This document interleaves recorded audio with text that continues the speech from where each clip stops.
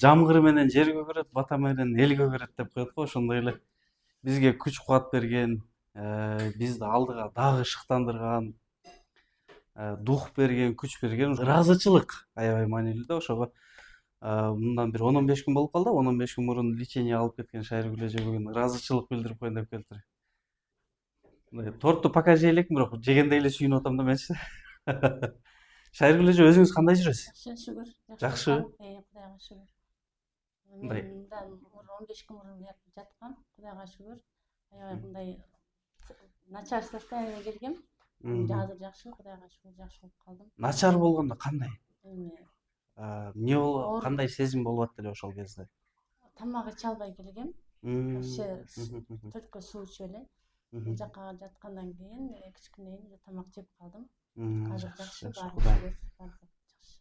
Кудайым шыпаасын берсин, биз болгону ошол нерсеге себепчи болойлук. Кудай чоң рахмат. Сиздерге ийгилик. Рахмат, сизге дагы аябай чоң рахмат. Жашыңыздар. Рахмат чоң, келип бергениңизге. Мыналарга вообще чоң рахмат.